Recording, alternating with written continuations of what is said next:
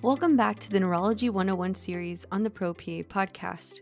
I'm Dr. G, and today's episode tackles a high yield clinical topic: traumatic brain injuries, or TBIs. Whether you're in emergency medicine, primary care, or neurosurgery, this one matters. Let's break it down one impact at a time. Did you know that each year over 2.5 million people in the United States sustains a TBI? It's a major cause of death and disability in both young adults and older populations, and most commonly results from falls, motor vehicle collisions, and assaults. Let's dive a little deeper into the kinder patho. What is a TBI? Well, a traumatic brain injury occurs when external mechanical forces like a blow, a jolt, or a penetration causes brain dysfunction. TBI can be classified into a primary injury, which is immediate damage, skull fracture, hemorrhage, etc., or a secondary injury resulting from inflammation, ischemia, or raised ICP after the primary insult. Common subtypes include a concussion or a mild TBI, contusion, diffuse axonal injury, and intracranial hemorrhage, such as an epidural, subdural, or intraparenchymal.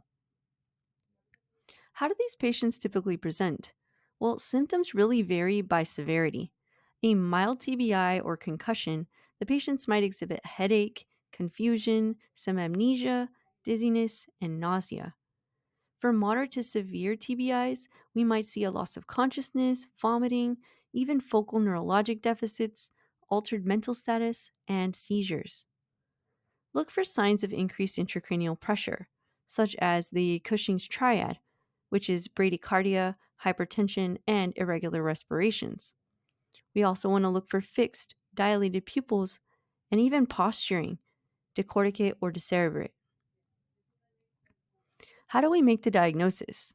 Well, a non contrast CT is the imaging of choice for acute injury. We also want to assess the Glasgow Coma Scale, or GCS, which is used to assess the severity. Mild is going to be 13 to 15, moderate 9 to 12, and anything 8 or less is going to be severe, and we want to consider intubation. GCS of 8, we want to intubate. Labs, we want to get a CBC, coags, a blood alcohol screening, and a tox screen, especially if trauma is involved. Don't forget a C-spine clearance and evaluation for other trauma. So, how do we treat TBIs? Well, initially we need to stabilize. We need to use our ABCs. We want to secure the airway if the GCS is 8 or less. We want to elevate the head of the bed to 30 degrees. Hyperventilate only if herniation signs are present. Osmotic therapy like mannitol or hypertonic saline for a raised ICP. And seizure prophylaxis in moderate to severe TBI. Surgical intervention has to be considered when you have to evacuate hematomas, for instance, a subdural or epidural hematoma, and consider a craniotomy if refractory ICP elevation. Long-term rehab is key for recovery when we have to take a multidisciplinary approach. Now let's look at the book med versus the street med.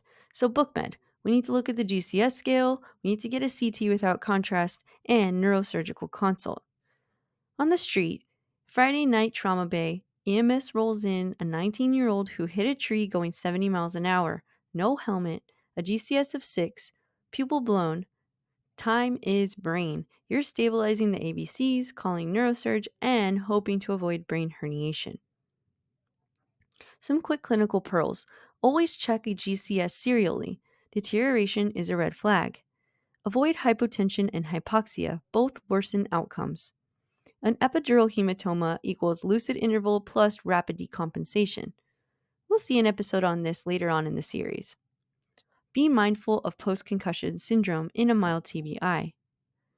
TBI can cause long-term cognitive, emotional, and behavioral issues. All right, it's time for some practice questions. A 32-year-old male is brought in after a motor vehicle crash. His GCS is 6. CT shows temporal bone fracture and a biconvex hematoma. What's the most likely diagnosis? Is it A, subdural hematoma, B, epidural hematoma, C, cerebral contusion, or D. Subarachnoid hemorrhage? I'll give you a few seconds.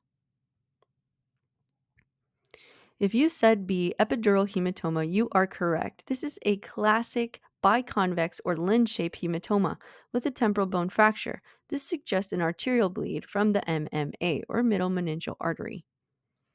Which of the following is strongly associated with a poor prognosis in TBI?